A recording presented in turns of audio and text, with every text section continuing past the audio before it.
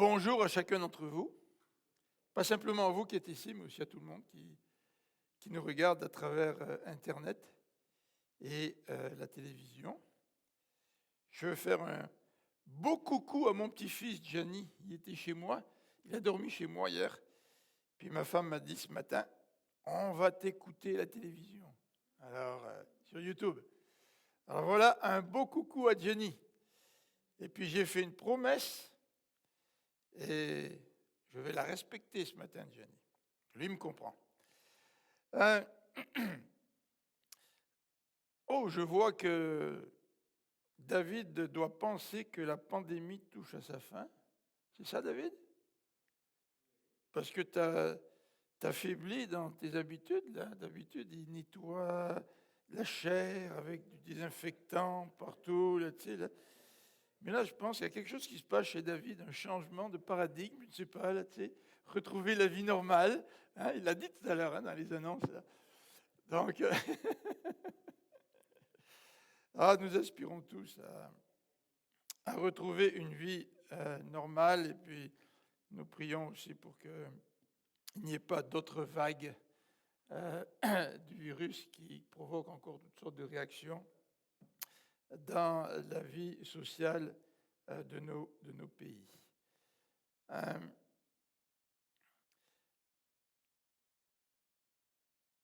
Si nous lisons dans la première épître de Jean,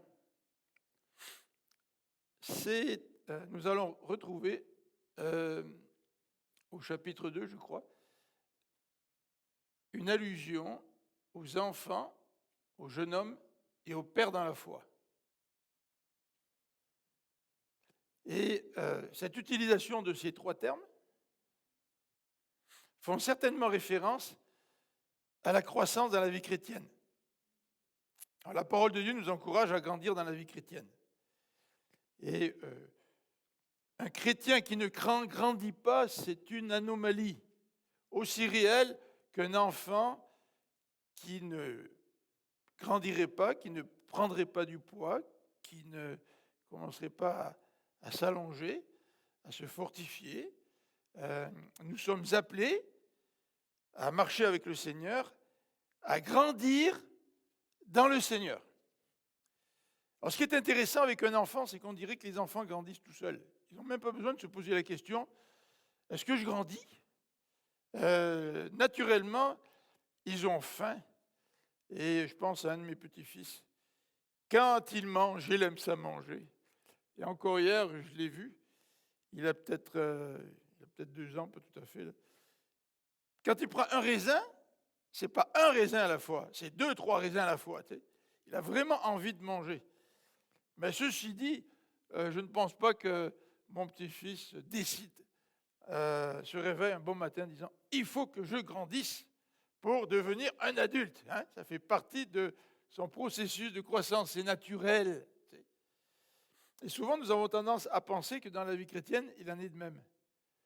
Je vais naturellement grandir avec le Seigneur. Je vais naturellement grandir dans ma marche avec Dieu. Et dans un certain sens, c'est vrai. Dans un certain sens, le Seigneur, quand il change notre vie, change notre cœur, il met en nous de nouveaux désirs qui font que naturellement, nous prenons des décisions qui ont pour conséquence notre propre croissance. Par exemple, lorsque nous venons au Seigneur, naturellement, nous aimons rencontrer d'autres croyants. Naturellement, nous aimons lire la parole de Dieu. Nous aimons nous rapprocher du Seigneur. Mais ce qui est aussi vrai, c'est que notre croissance chrétienne dépend aussi de nous, dans une certaine mesure. C'est vrai que c'est Dieu qui nous rend fidèles jusqu'à la fin, c'est vrai. Heureusement d'ailleurs que tout ne dépend pas de nous. Mais en même temps, la Bible nous encourage à grandir. C'est-à-dire que si la Bible nous encourage à grandir, ça veut dire que ça fait partie de notre responsabilité de grandir. Alors, quand on parle de croissance dans la Bible, on ne parle pas de l'âge physique que nous avons. Nous pouvons avoir 80 ans et être une jeune personne dans la foi. Nous pouvons avoir l'âge de Timothée, puis avoir déjà une maturité d'un leader dans la foi. Mais toujours est-il, la question qui est devant nous ce matin et que nous voudrions nous poser, Eduardo et moi, c'est la suivante. Est-ce que nous prenons les mesures nécessaires pour grandir dans le Seigneur? Ou est-ce que, ouais, je vais le dire, est-ce que nous abusons de la grâce de Dieu en disant, de toute façon, c'est le Seigneur qui nous fait grandir? Tu sais, dans la Bible, il y a comme un mystère entre l'action de Dieu dans nos vies versus notre responsabilité. Et on ne peut pas toujours bien expliquer tout cela, bien décortiquer tout cela.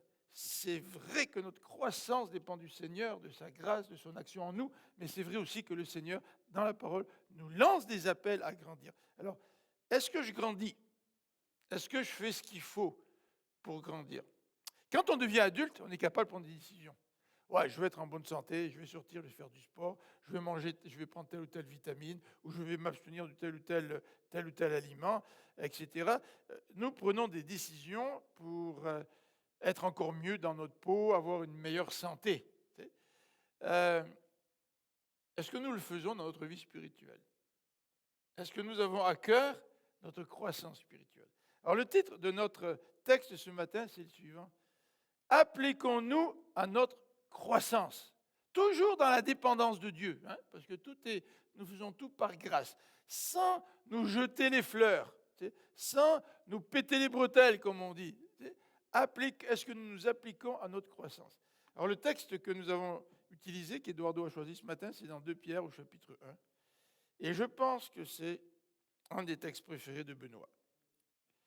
Et 2 Pierre, chapitre 1, et nous allons lire quelques versets ensemble.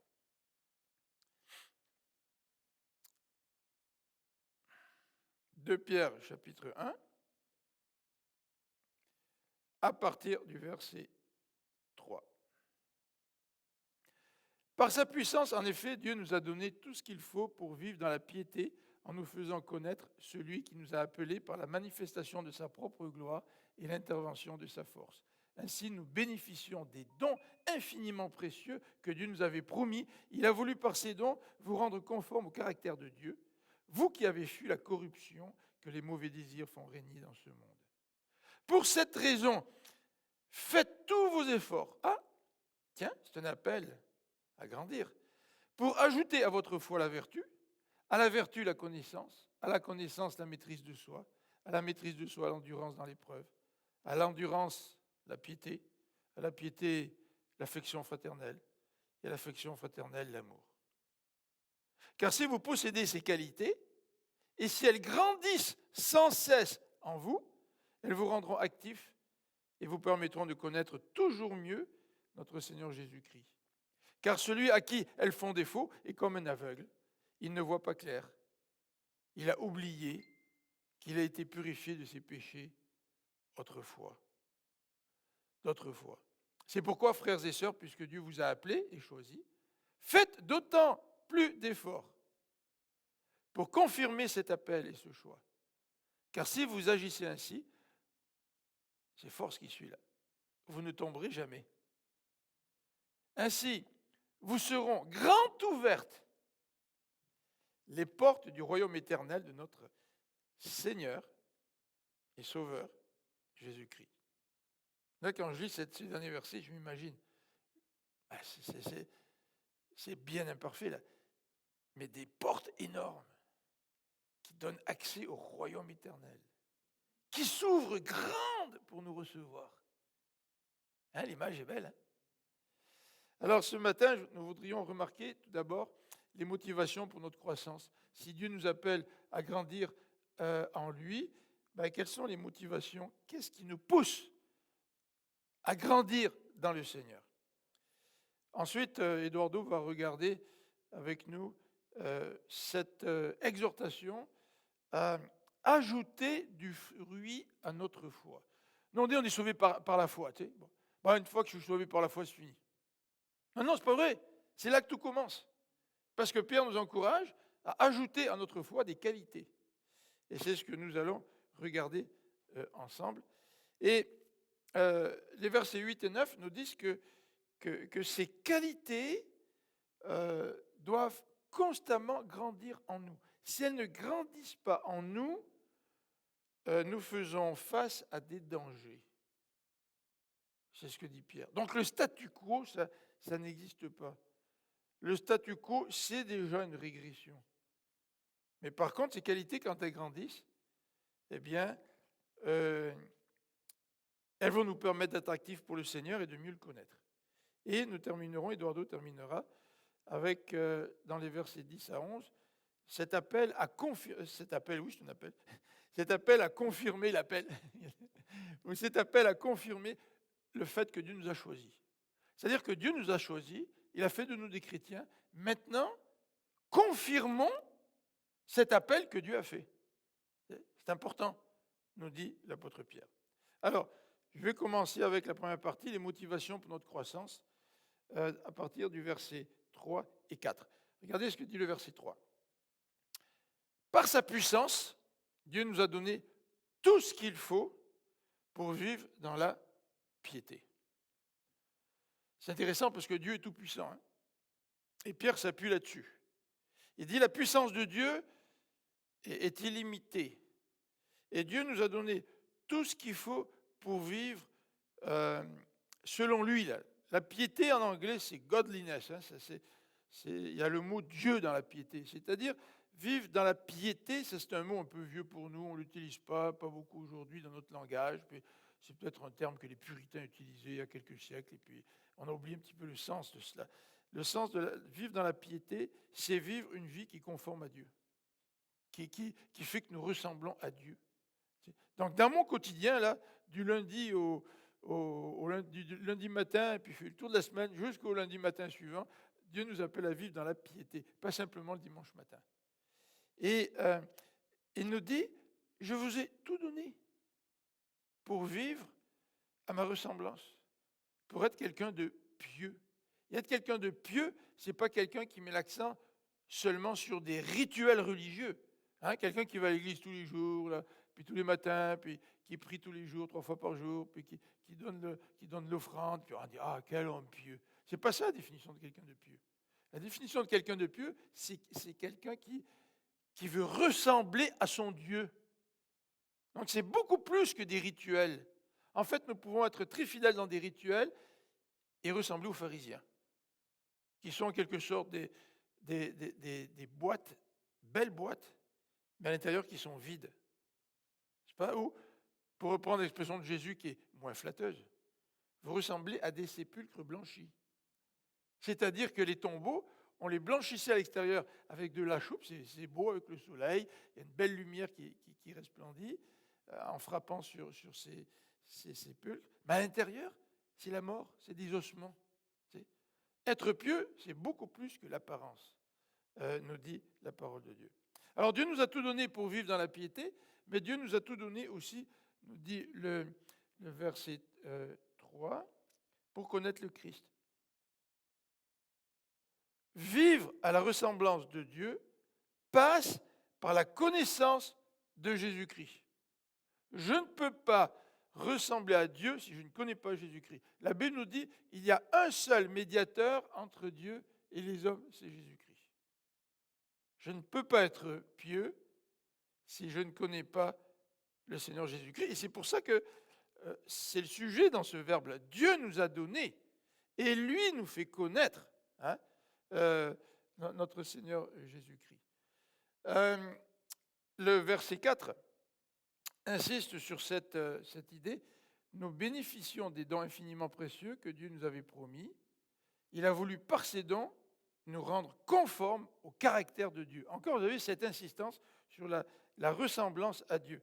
Alors, tout en parlant, j'ai oublié d'actionner le PowerPoint. Alors, je suis désolé pour cet oubli.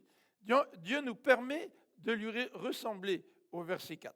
Et comment on peut lui ressembler ? Bien, Pierre parle ici de dons. Nous bénéficions des dons infiniment précieux que Dieu nous avait promis. Alors Pierre ne va pas préciser quels sont ces dons.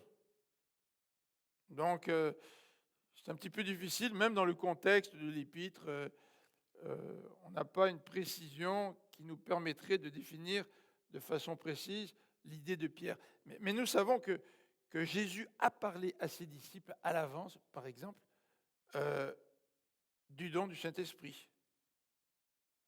Et en fait, Paul, par la suite, va parler du Saint-Esprit, du fruit de l'Esprit, et il va dire que le chrétien qui marche avec Dieu, c'est le chrétien qui produit le fruit de l'Esprit. Vous savez, dans Galates, au chapitre 5. Et d'ailleurs, on pourrait mettre en parallèle la liste dont va nous parler Eduardo tout à l'heure, ajouter à la fois à la vertu la connaissance, etc. On pourrait mettre ça aussi en parallèle avec le fruit de l'Esprit. C'est que le Seigneur nous a donné tout ce qu'il faut pour que nous puissions lui ressembler. Et notamment, ce qu'il nous a donné, c'est la venue du Saint-Esprit. Et ça, il l'avait promis. Il l'avait annoncé à l'avance, même dans l'Ancien Testament. Et dans ce verset 4, ce que nous voyons aussi, c'est qu'il veut nous rendre donc conformes à Dieu. Dans l'original, il est écrit pour que nous soyons participants à la nature divine. Là, il y a une dimension différente.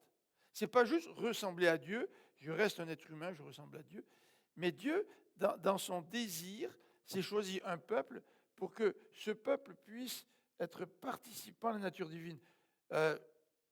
En Jésus-Christ, parce que nous ressemblons à Dieu, nous participons à la nature divine, et quand nous serons avec lui pour l'éternité, la Bible nous dit que nous serons tous en Dieu. Nous serons parfaits. Dieu va ôter toute larme, toute imperfection, tout péché de notre vie. Nous sommes devenus en Jésus-Christ frères et sœurs avec lui, co-héritiers.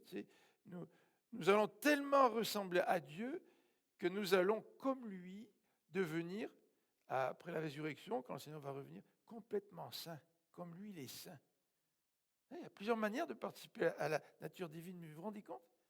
Nous ne resterons pas humains comme nous sommes aujourd'hui, marqués par le péché. Et ça fait partie de l'espérance chrétienne. Alors donc, Dieu nous permet de lui ressembler, et Dieu nous a tout donné pour grandir, et ça doit être une motivation pour nous stimuler à marcher avec Dieu. Et Eduardo va nous parler de ces fruits auxquels le Seigneur nous appelle. Démontrons ces fruits dans notre vie.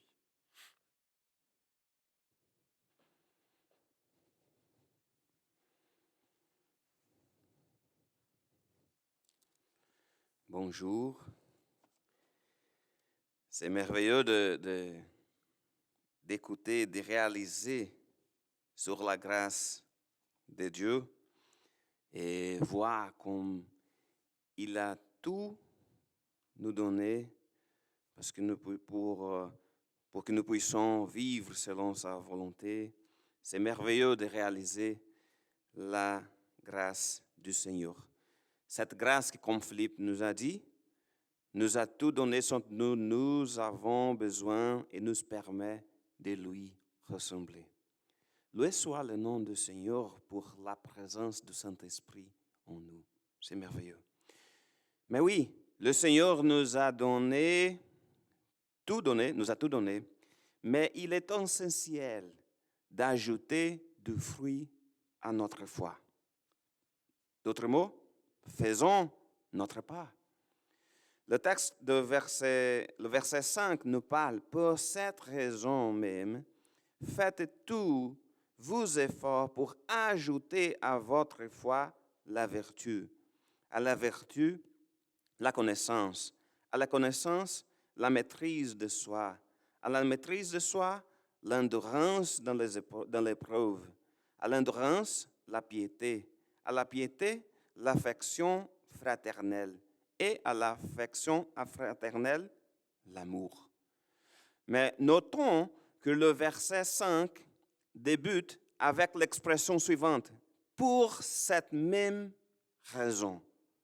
C'est-à-dire que avant de nous encourager à ajouter du fruit à notre foi, Pierre nous rappelle la réalité de la grâce de Dieu. Donc, tout ce que Pierre a dit et que Philippe vient de nous expliquer est la raison et la motivation de notre effort. Notre effort, ce n'est pas une chose pour nous-mêmes. Ce n'est pas parce que je suis fort, donc je veux faire mes efforts pour devenir un bon chrétien.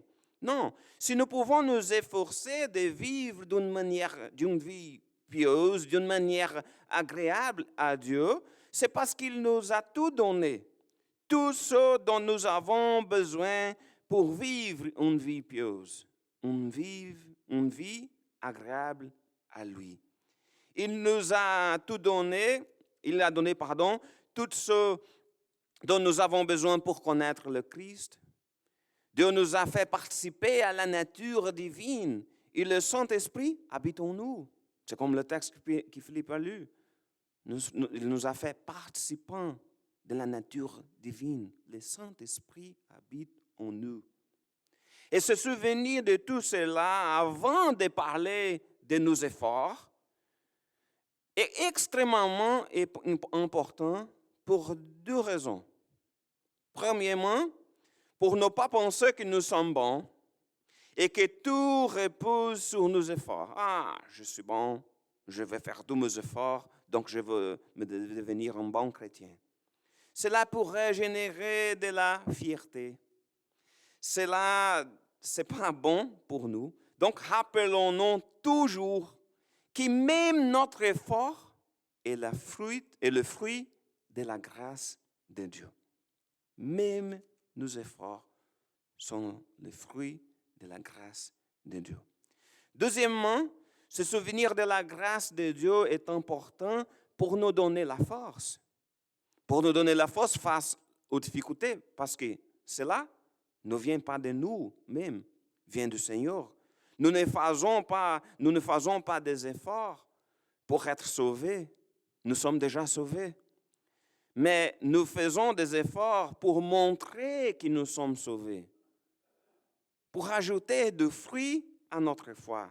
Le salut a déjà été réalisé pour nous en Jésus-Christ. Ainsi, si la grâce de Dieu nous rappelait que notre effort est le fruit de la grâce de Dieu et du grand amour de Dieu, nous n'avons pas raison de douter de notre salut. Nous n'avons pas de raison pour douter si nous sommes capables d'avoir une vie pieuse. Parce que la capacité de faire cela vient du Seigneur. Efforçons-nous à grandir avec un cœur reconnaissant envers Dieu, devant Dieu. Parce qu'il nous a donné tout ce dont nous avons besoin pour mener une vie pieuse. C'est grâce toujours à l'action de Dieu en nous que nous pouvons vivre une vie agréable à lui. Cependant, des efforts sont également nécessaires de notre part. C'est pour ça que le texte nous parle de faire tous nos efforts. Ce n'est pas pour être sauvé, mais parce que Dieu le veut de nous. Donc, appliquons-nous à notre croissance. Appliquons-nous à ajouter du fruit à notre foi. Le salut et la vie éternelle nous ont été donnés gratuitement. Le Saint-Esprit qui habite en nous, le Saint-Esprit qui nous rend capables d'une vie de sainteté, nous a été donné gratuitement. Cependant, notre sanctification, par exemple, notre croissance spirituelle, notre communion les uns avec les autres, le développement des dons spirituels que nous avons reçus de Dieu, tout cela vient de Dieu, mais dépend aussi de nos efforts. Notre salut, notre foi doit se manifester dans nos attitudes. Comme il est écrit dans Jacques chapitre 2, verset 26, que « Car comme le corps sans l'esprit est mort, la foi sans les actes est morte. » Cherchons le Seigneur. Fortifions-nous dans sa parole. Appliquons-nous à notre croissance. Appliquons-nous à ajouter du fruit à notre foi. Et quels sont les fruits énumérés par Pierre? Les fruits sont dans le verset 5 et 6. C'est la deuxième partie du verset 5. Faites tous vos efforts pour ajouter à votre foi la vertu, à la vertu la connaissance, à la connaissance, la maîtrise de soi, à la maîtrise de soi, l'endurance dans l'épreuve. On va faire une pause ici. Donc, d'abord, la vertu, la connaissance, la maîtrise de soi et l'endurance. Les premiers fruits énumérés par Pierre concernent principalement les caractéristiques individuelles de chacun de nous, que chacun de nous donc doit rechercher. Le premier fruit est la vertu. C'est intéressant parce qu'on parle de vertu, on parle comme ce soit un ensemble de caractéristiques, mais ici la vertu, c'est-à-dire c'est l'excellence dans le domaine moral, c'est la qualité morale. Donc nous sommes, la parole de Dieu nous parle, Jésus a dit que nous sommes la lumière du monde. Si nous sommes la lumière du monde, notre lumière doit briller devant tous les hommes qui sont proches pour qu'ils voient le bien que nous faisons et qu'ils ont attribué la gloire à notre Père céleste. Aussi difficile que cela soit, cherchons à avoir une conduite irréprochable. C'est difficile. C'est un défi. Mais Jésus nous a dit, vous êtes la lumière du monde. Le deuxième fruit est la connaissance. La connaissance de Dieu et de sa parole. Cette connaissance est fondamentale. Sans connaissance, il n'y a pas de croissance. Si on parle, appliquons-nous à notre croissance, donc la connaissance est fondamentale. Et en tant que chrétien, il est très important de rechercher toujours de plus en plus la connaissance du Seigneur. La Bible, comme dit la parole, est la lampe à pied. Plus nous remplirons nos cœurs de la connaissance du Seigneur, plus nous serons fermes pour suivre son chemin. D'abord, ensuite, il parle de la maîtrise de soi. Comme il est difficile de contrôler nos propres désirs et contrôler nos passions. Mais la parole nous parle de la maîtrise de soi. Mais il faut contrôler nos instincts naturels. C'est nécessaire. Pas pour notre propre force, parce que je suis fort, donc je vais faire face à mes instincts naturels. Mais en étant contrôlé et guidé par le Saint-Esprit qui habite en nous. Donc, pour avoir la maîtrise de soi, pour grandir dans cette qualité, il faut être rempli de plus en plus du Saint-Esprit. Donc, cherchons le Seigneur. Le texte parle et faisons tous nos efforts pour ajouter à la maîtrise de soi l'endurance dans l'épreuve.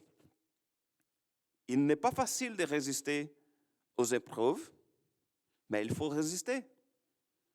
Elles sont là. Dans le monde, nous traversons des afflictions. C'est ça que la parole nous dit. Mais abandonner n'est pas une option. Donc il y a des épreuves. Je vais abandonner toutes les épreuves. Je ne veux pas avoir des épreuves. Ce n'est pas une option.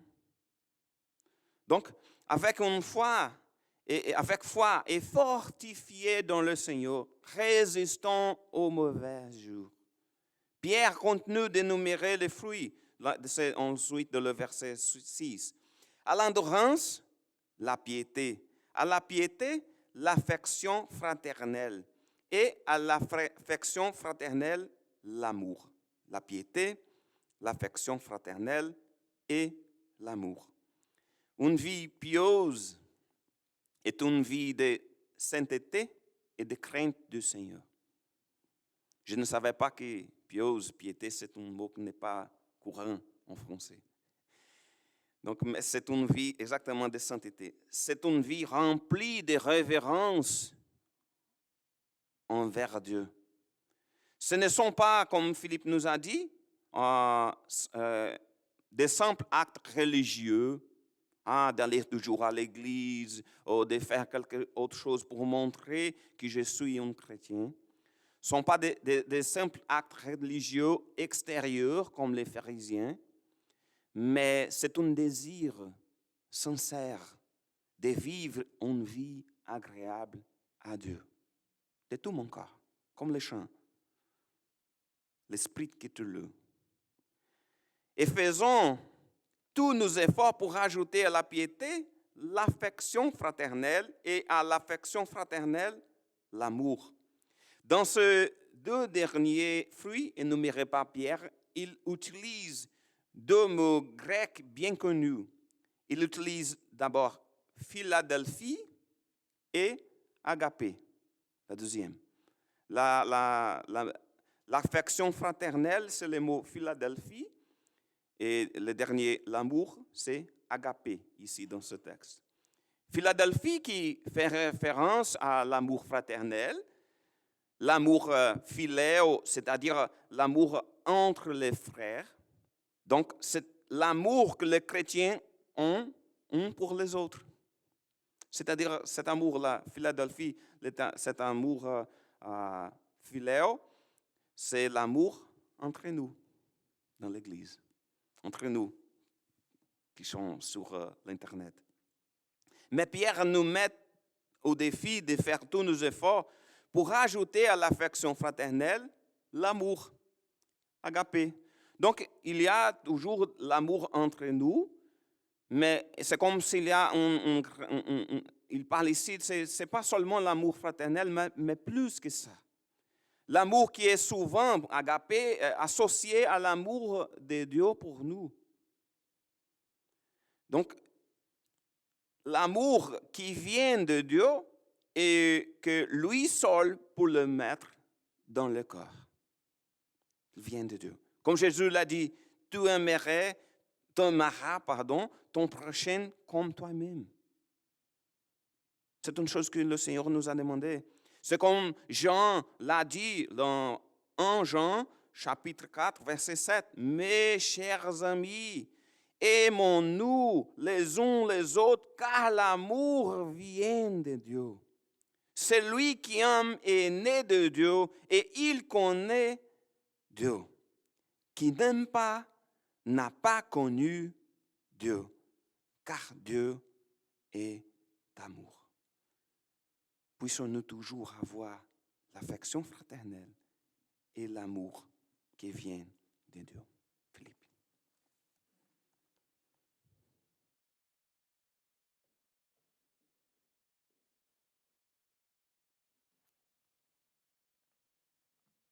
Alors, ces qualités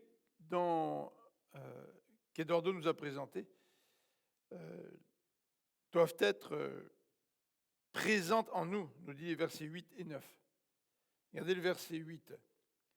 Si vous possédez ces qualités, et si elles grandissent un petit peu, excusez-moi, je me suis trompé, sans cesse, si elles grandissent sans cesse en vous, elles vous rendront actifs et vous permettront de connaître toujours mieux notre Seigneur Jésus-Christ. Alors, le texte biblique que nous voyons ce matin nous encourage à posséder ces qualités. Alors, Eduardo vient de les énumérer, ces qualités-là. La vertu. Donc, la question à nous poser ce matin, c'est est-ce que je démontre de la vertu dans ma vie? La connaissance. Est-ce que je connais assez la parole de Dieu? Ou je confonds encore l'apôtre Pierre avec le roi David? La maîtrise de soi. Ah, ça fait allusion à la colère, à la gestion de la colère, etc., des émotions, des réactions. L'endurance dans l'épreuve à parler d'Eduardo, la piété, l'affection fraternelle, l'affection fraternelle, l'amour qui vient de Dieu. Nous avons toutes sortes de raisons pour justifier l'absence de ces qualités dans notre vie. Parce que nous sommes très très bons pour nous auto-justifier.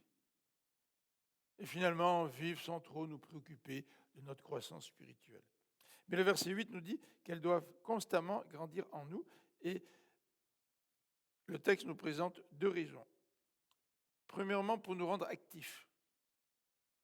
Je ne peux pas servir le Seigneur si, à ma foi, je n'ajoute pas tout ça continuellement. Ça va me permettre d'être beaucoup plus actif à l'œuvre du Seigneur. Mais d'être actif, pas seulement en faisant quelque chose, mais c'est être actif en étant. Il y a une différence entre l'être et le faire. Je peux faire plein de ministères sans que ma vie intérieure soit changée par le Saint-Esprit. Et la Bible ne sépare pas ce que je suis de ce que je fais. Et les qualités décrites dans ces versets définissent ce que je suis. Et ce que je suis est beaucoup plus important que ce que je fais. Et souvent, quand on est jeune chrétien, on vient dans une église, puis on veut servir, puis on veut se mettre de l'avant, on veut des responsabilités.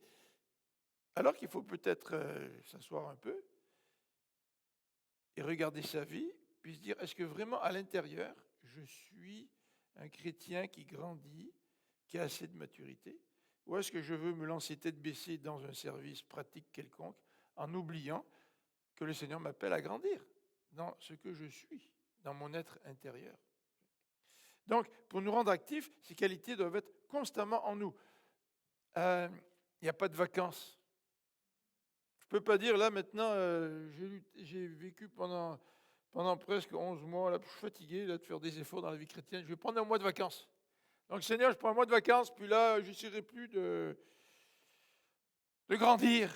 Tu sais, là, je vais prendre un break. Non, le texte nous dit, ça fait partie de notre nature de grandir. Donc, si nous grandissons constamment, nous allons pouvoir être vraiment actifs pour le Seigneur.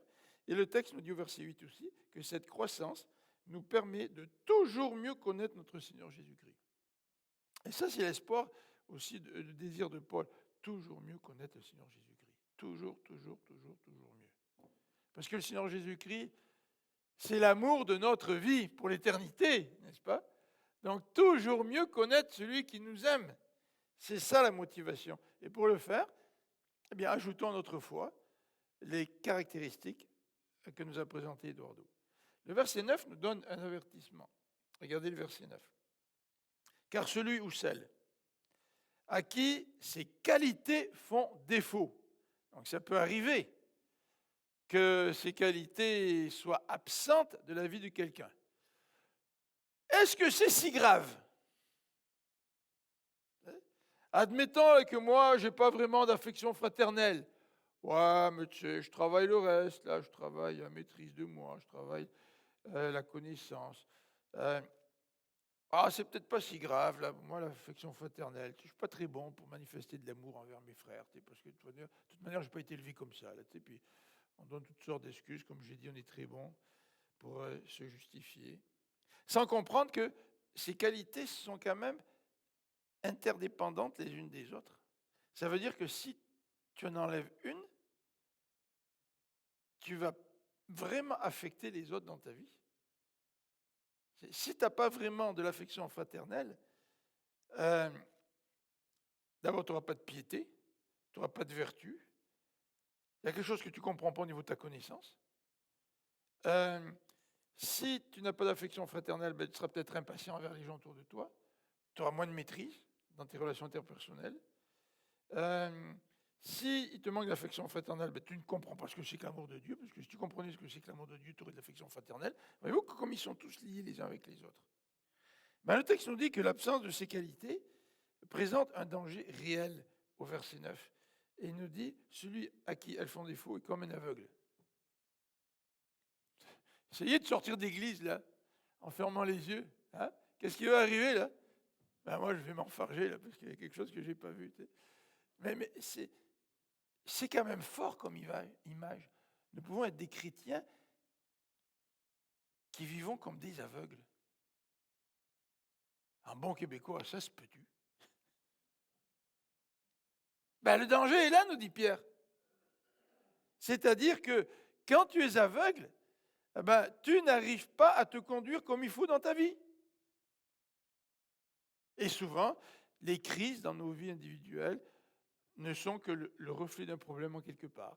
C'est que Dieu veut nous attirer notre attention sur quelque chose dans notre vie qui ne va pas bien. Le danger d'être aveugle. Mais il y a aussi un autre danger. nous dit le verset 9. C'est d'oublier que tu as été purifié de tes péchés d'autrefois. Ah, je ne peux pas oublier ça, moi. Moi, je le sais que Christ est mort à la croix pour moi, tu sais. Je le sais, je veux dire, je suis allé à l'église pendant tant d'années, tu sais, que je le sais qu'il est mort à la croix pour moi. Oui, mais est-ce que tu le sais avec ton cœur ou simplement avec ton intelligence? Donc, si tu le sais avec ton intelligence, tu oublies réellement ce que le Seigneur a fait pour purifier tes péchés. Ça ne touche pas ton cœur, tu sais. Ouais, je sais que Marie-France, elle m'aime, ça fait 43 ans qu'elle me supporte, tu sais. Ouais, mais est-ce que c'est ça l'amour? Ou est-ce que l'amour, c'est aussi dans mon cœur, dans mes émotions, dans mes sentiments, d'être touché par l'amour que j'ai pour ma femme et que ma femme a pour moi? Et si je n'ai pas cette compréhension de l'amour, si simplement l'amour, c'est simplement une compréhension intellectuelle, il y a quelque chose que je n'ai pas compris. Et si je n'ai pas ces qualités-là, je vais être aveugle au point où je vais oublier, avec tout mon être, que j'ai été purifié de mes péchés. Puis si j'oublie que j'étais purifié de mes péchés, ben, je vais perdre la reconnaissance pour Dieu. Ah oui, je vais peut-être le savoir avec ma tête. Mais ce n'est pas juste de le savoir avec ta tête. C'est de le savoir avec ton cœur. Et quand tu le sais avec ton cœur, ça change tout. Et dans ces cas-là, tu évites le danger d'être aveugle. Eduardo va maintenant nous parler de cette confirmation de l'appel que nous avons reçu de Dieu et nous apporter la conclusion de ce message.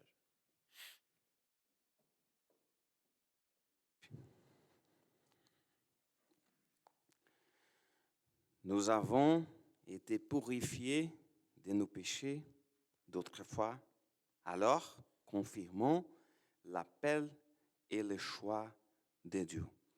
Verset 10. C'est pourquoi, frères et sœurs, puisque Dieu vous a appelés et choisis, faites d'autant plus d'efforts pour confirmer cet appel et ce choix. Car si vous agissez ainsi, vous ne tomberez jamais. Dieu nous a appelés et choisis. Et c'est une réalité très claire dans la parole de Dieu. Ce n'est pas seulement ici qu'il parle à ce sujet. Nous n'avons pas choisi Dieu, mais c'est lui qui nous a choisis en premier. Cette conviction est donc extrêmement importante pour nous rappeler que nous n'avons pas été sauvés grâce à de bonnes œuvres, parce que je suis bon. Pierre nous invite à une vie de sainteté, mais avant de parler à nouveau, de confirmer notre salut, il précise que nous ne sommes pas sauvés à cause de nos bonnes œuvres. C'est très important. À chaque fois qu'on demande des efforts pour un chrétien, de faire souvenir, oui, mais c'est la grâce de Dieu. D'abord, c'est la grâce. Dieu nous a choisis et nous a appelés. C'est exactement ce que Éphésiens chapitre 1 clarifie. Je voudrais lire Éphésiens chapitre 1. En lui, verset 4. En lui, bien avant de poser les fondations du monde, il nous avait choisis pour que nous soyons saints et sans reproche devant lui. Puisqu'il nous a aimés, il nous a destinés d'avance à être ses enfants, qu'il voulait adopter par Jésus-Christ. Voilà ce que dans sa bonté, il a voulu pour nous, afin que nous célébrions la gloire de sa grâce qu'il nous a accordée en son Fils bien-aimé. Dieu nous a choisis et nous a appelés. Et puis, comme le dit le verset de Pierre, et puisque Dieu nous a appelés et choisis, faisons d'autant plus d'efforts pour confirmer cet appel et ce choix. Mais quelle est la nécessité de confirmer cet appel? La parole de Dieu nous enseigne qu'au moment de notre conversion, nous sommes régénérés C'est-à-dire que le Saint-Esprit fait de chacun de nous une nouvelle vie, une nouvelle créature. Et il commence à habiter en nous, habiter en nous. Nous ne portons pas de fruits pour obtenir le salut, mais si nous sommes sauvés, portons du fruit. Oui, il y a toujours une bataille entre notre nature humaine et notre nouvelle nature. Et c'est pourquoi nous voulons souvent faire ce qui plaît à Dieu, mais nous ne pouvons pas le faire, nous ne sommes pas capables. Oui, nous voulons agir comme des chrétiens, nous voulons donner un bon témoignage, mais ce n'est pas facile. C'est pour cette raison que Pierre nous interpelle, faites d'autant plus d'efforts pour confirmer cet appel et ce choix. Efforçons-nous de confirmer publiquement pour donner un bon témoignage, démontrer que nous sommes sauvés, que le Saint-Esprit habite en nous, que nous sommes régénérés. Parce que la vraie foi nous transforme chaque jour. Ce n'est pas une chose qui a se passé dans mon passé, mais c'est à chaque jour. La vraie foi nous transforme. C'est comme nous avons besoin de grandir à chaque jour, chaque jour.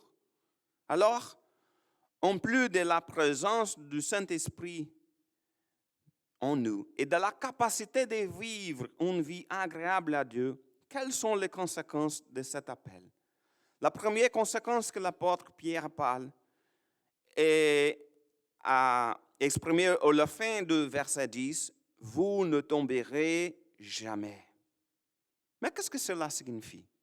Vous ne tomberez jamais. Si nous sommes des aveugles, ici, Philippe est presque tombé. Ce n'est pas vrai, mais c'était une démonstration. Mais tout d'abord, avant de parler sur ce que cela signifie, je voudrais préciser ce que cela ne signifie pas. Ne signifie pas. Cela ne signifie pas que nous ne pécherons plus. Nous ne tomberons jamais, donc je ne vais pas plus pécher. Pas vrai. Cela ne veut pas dire que nous n'aurons pas des moments de faiblesse. Oui, ça arrive. Malheureusement, ça arrive. Le principe biblique présent dans ce texte est que nous ne perdrons jamais notre salut. C'est ce que nous appelons l'assurance du salut. De la même manière que nous sommes sauvés par la grâce de Dieu, l'assurance du salut est également basée sur la grâce de Dieu. Ce n'est pas pour nous, ce n'est pas pour nos efforts, c'est Dieu qui nous sauve. C'est lui qui garantit notre salut. C'est comme nous dit le texte de Romains, chapitre 8, verset 30. Ceux qu'il a ainsi destinés, il les a aussi appelés à lui. Ceux qu'il a ainsi appelés, il les a aussi déclarés justes.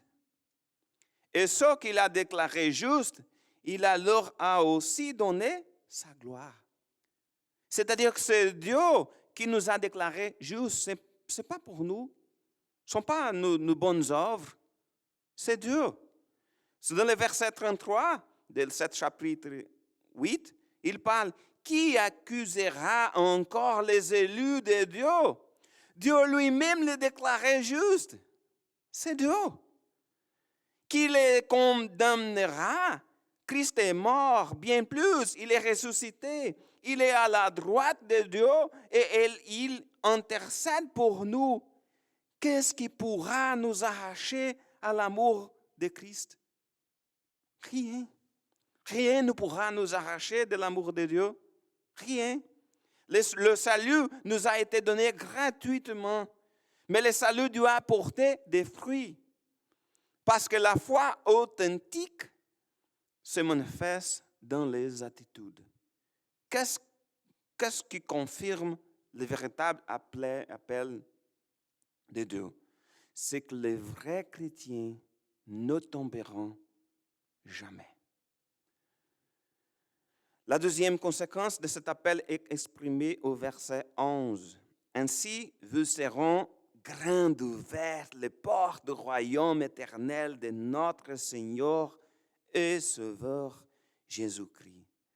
L'entrée dans le royaume de Dieu nous sera largement accordée. Quelle belle image! Quel bel jour que sera! J'imagine la joie inexprimable d'entrer au ciel, de voir la grande porte ouverte devant nous. Et ce n'est pas une petite porte, un raccourci. Les portes du royaume nous seront grandement ouvertes. Nous sommes souvent tellement attachés à cette vie ici, cette vie terrestre, que nous oublions que nous ne sommes que de passage ici. Ici, nous sommes des pèlerins. Nous sommes des citoyens du ciel de passage sur cette terre. Tous ceux qui ont été appelés et choisis, c'est-à-dire tous ceux qui ont une vie, une foi authentique en Jésus, ceux qui ont été transformés, nous entrerons tous dans le royaume des cieux. Quelle joie! Dans Jean chapitre 10, Jésus dit aussi, verset 9, « C'est moi qui suis la porte. Celui qui entre par moi sera sauvé. Il pourra aller revenir librement. Il trouvera de quoi se nourrir. Le voleur vient seulement pour voler, pour tuer et pour détruire. Moi, je suis venu afin que les hommes aient la vie, une vie abondante. Moi, je suis le bon berger. Le bon berger donne sa vie pour ses brebis. Jésus est la porte qui nous permet d'entrer au ciel. Il est le bon berger qui a donné sa vie pour nous. Et tout effort que nous faisons est petit et rien comparé à ce que Christ a fait pour nous et face à la merveilleuse vie éternelle dont nous jouirons au ciel. Ainsi, vous seront grandes ouvertes les portes du royaume éternel de notre Seigneur et Sauveur Jésus-Christ. Le texte de enseignement d'aujourd'hui nous met au défi de grandir. Pierre nous dit que nous pouvons grandir, ce n'est pas pour nous, mais parce que Dieu nous a donné tout ce dont nous avons besoin pour le faire. Les outils sont tous donnés pour Dieu. Dieu nous permet de connaître le Christ, d'être participants de la nature divine et ainsi de pouvoir vivre une vie pieuse. Ainsi, grâce à Dieu, nous avons la capacité donnée par lui de vivre d'une manière qui lui plaît. Donc, appliquons-nous à notre croissance. Grandissons dans la foi et dans la connaissance du Seigneur. Vivons dignement et portons de bons fruits pour le Seigneur. Ayons des qualités qui reflètent vraiment que nous sommes des enfants de Dieu, transformés par lui et vivons pour sa gloire. Grandissons ou vivons comme des aveugles qui peuvent tomber. Souvenons-nous toujours que nous avons été purifiés de nos péchés. Ce texte ne doit pas être utilisé pour mettre des doutes dans nos corps. Par exemple, est-ce que je suis sauvé? Ce n'est pas le sujet du texte. Au contraire, il dit très clairement que nous sommes sauvés par la grâce de Dieu. Mais la réflexion de ce matin est la suivante. Avons-nous fait tous nos efforts comme il se doit pour grandir? Dieu est merveilleux, sa grâce est merveilleuse et il nous a appelés et il nous a sauvés. Vivons donc d'une manière qui glorifie Dieu. Appliquons-nous à notre croissance. Que Dieu nous bénisse. Amen. Philippe va nous donner quelques mots avant de terminer.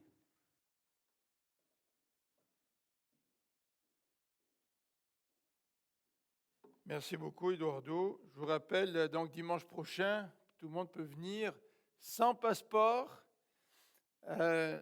Si vous voulez témoigner aujourd'hui de la vie éternelle, n'utilisez pas l'image suivante, que Jésus-Christ est le passeport pour aller au ciel. Je pense que dans le contexte social, ce ne sera peut-être pas la meilleure image à utiliser, mais c'est vrai que c'est le seul médiateur.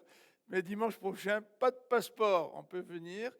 Donc on est limité à 50%, dit David, mais le dimanche suivant, on ne sera pas limité à 50%. Ce qui nous limite, ça va être simplement le 1 mètre de distanciation. Donc je vous invite à vous lever, on va prier ensemble pour terminer.